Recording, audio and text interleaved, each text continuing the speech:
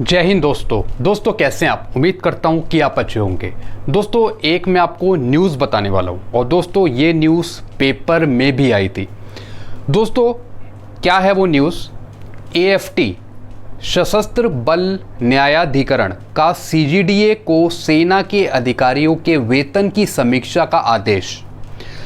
दोस्तों एएफटी ने कुछ निर्णय दिए थे सीजीडीए को कि आपको अधिकारियों की पेंशन रीफिक्स करनी है, रिवाइज करनी है। दोस्तों रिवाइज तो उनकी पेंशन पहले ही हो गई थी, लेकिन कुछ गलतियां अधिकारियों ने पाई अपनी पेंशन को लेकर, तो इसके बिहाफ पे एएफटी में उन्होंने केस किया अपनी पेंशन को लेकर कि जो इनकी पेंशन रिवाइज हुई 6-7 सीपीसी में वो सही ढंग से नहीं हुई, इसलिए हमारी दोबारा पेंशन आप रिवाइज करें। दोस्तों इसी बीच एक अधिकारी ने जेसीओस के हक में भी बात करी, ओआरस के हक में भी बात करी पेंशन को रिलेटेड। तो दोस्तों वो मैं आपको आगे समझाऊंगा। तो पहले दोस्तों हम ये जान लेते हैं कि इनका मामला क्या है अधिकारियों की पेंशन को लेकर। दोस्तों ये न्यूज़ जो आई थी ये 15 अगस्त 2022 को आई थी, ये न्यूज़ पेपर में भी है। चलिए दोस्तों हम देखते हैं पॉइंट्स कि इनकी पेंशन से रिलेटेड क्या प्रॉब्लम थी।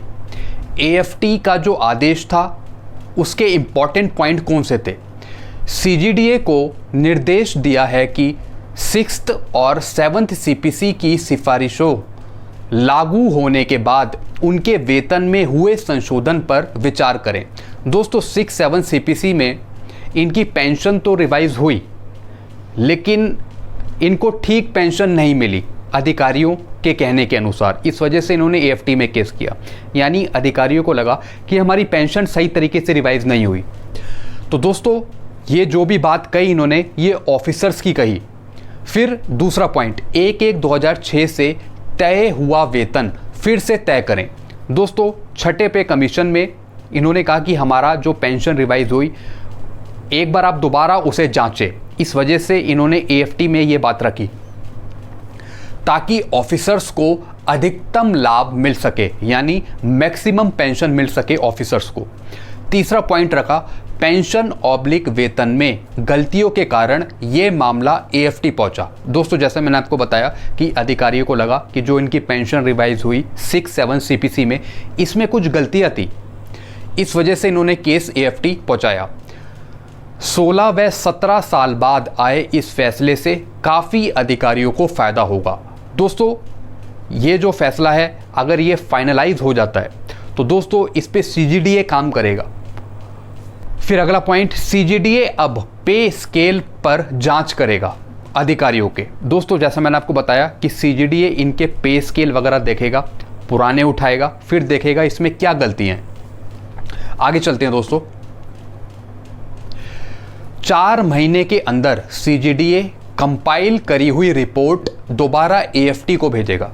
दोस्तों जैसा मैंने आपको बताया कि सीजीडीए इनकी सारी जांच पड़ताल करेगा और फिर एक रिपोर्ट तैयार करके वो दोबारा एएफटी को भेजेगा। अगला पॉइंट अधिकारियों ने कहा कि सरकार ने वर्ष 2008 में स्पेशल आर्मी इंस्ट्रक्शन जारी किए थे, यानी एसएआई के प्रावधानों को सही तरीके से लागू नहीं करा गया। दोस्तों अधिकारियों ने कहा कि वर्ष 2008 में एसएआई यानी स्पेशल आर्मी इंस्ट्रक्शन लागू हुए थे, उसके अनुसार इनका वेतन तय नहीं हुआ। अगला पॉइंट इसमें लेफ्टिनेंट कर्नल का वेतन 38,530 दिया गया और ये दिया गया 1/1/2006 से 11/10/2008 के बीच आए लेफ्टिनेंट कर्नल को। तो दोस्तों जो याचिकाकर्ता थे इन्होंने बताया कि ये गलत फैसला है, यानी ये गलत हुआ है। तो दोस्तों अब मैं आपको दिखा रहा हूँ कि जो अधिकारियों ने मांग करी कि इनकी जो पेंशन गलत फिक्स हुई, जो इन्हें वेतन मिले गलत फिक्स हुए, उसके और भी कुछ पॉइंट थे। पे बैंड 4 न्यूनतम वेतन तय किया गया। अधिकारियों को कहना है कि हमारा जो वेतन तय किया गया, जो भी लेफ्टिनेंट कर्नल हैं, कि हमारा पे बैंड 4 यानी न्यूनतम वेतन पे सेट करा गया। याचिकाकर्ताओं ने कहा कि 11/10/2008 के बाद लेफ्टिनेंट कर्नल के पद पर पदोन्नत किए गए या जिन्हें कोई विकल्प नहीं दिया गया उनका वेतन 37,400 रुपये निर्धारित किया गया था, जो पे बैंड 4 में न्यूनतम था, मिनिमम था। इस प्रकार ये आदेश सरकारी अप्रैल 2009 में जारी अधिसूचना के निर्देशों की अनदेखी करता है, जिसमें एंट्री लेवल पर 38,530 रुपये वेतन तय किया गया था, जैसा मैंने आपको बताया। अब दोस्तों, अधिकारियों को वाजिब लाभ से वंचित किया गया, ऐसा ऑफिसर्स का कहना है।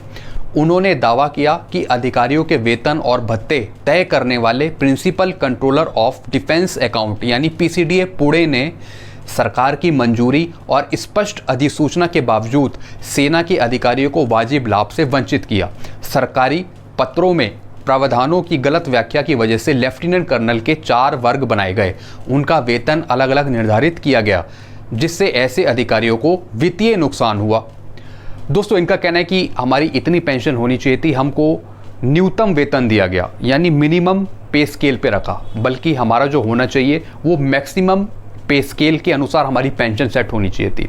तो दोस्तों, एसएआई के अकॉर्डिंग इनको लगा कि इनके जो भी पेंशन थी उस पर सही तरीके से काम नहीं करा गया। दोस्तों, अब इसमें से एक ऑफिसर्स और थे। एक ऑफिसर्स ने एक ऐसी बात कह दी जो जवानों के हित में थी। क्या कहा?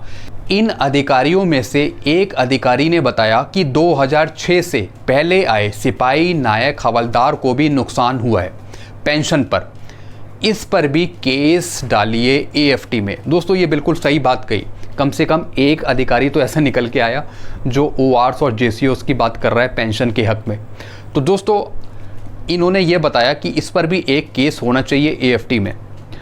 तो दोस्तों, ये तो रही अधिकारियों की पेंशन की बात, लेकिन अगर इसी के साथ जवानों की पेंशन का भी पॉइंट उठा है तो दोस्तों ये बहुत अच्छी बात है। तो दोस्तों, अगर कोई अधिकारी वर्ग इस बारे में सोचता है जवानों के हित में पेंशन को लेकर, तो दोस्तों ये सबसे अच्छी बात होगी, सबसे बड़ी बात होगी। और अगर दोस्तों इस पर कुछ काम हो जाए तो दोस्तों फिर तो और अच्छी बात है। दोस्तों, ये मैंने आपको समझाया कि इनका केस क्या था एएफटी के थ्रू, और अब इस पे जो काम होगा वो सीजीडीए करेगी दोस्तों, और सीजीडीए और एएफटी का लिंकअप होगा, उसी के अनुसार फिर इनका वेतन बढ़ाया जाएगा दोस्तों। तो दोस्तों, आगे हम देखते हैं कि अधिकारियों के साथ साथ जवानों का भी कुछ भला हो जाए पेंशन से रिलेटेड, और एएफटी इनके मामले के साथ साथ जेसीओस का, ओआरस का पेंशन से रिलेटेड मामला भी सुने। तो दोस्तों, आई होप ये आपको वीडियो अच्छा लगा होगा। वीडियो आपको अच्छा लगता है तो वीडियो को लाइक करें, और दोस्तों चैनल को दोस्तों आप सब्सक्राइब कर सकते हैं। और दोस्तों, आप वीडियो शेयर करते रहिए। जितनी जगह आप वीडियो शेयर करेंगे उससे ज़्यादा चांसेस हैं कि हमारी पेंशन में रिलेटेड कुछ मसलों का हल हो सके और जगह जगह तक लोगों तक ये बात पहुँचे। Thank you so much.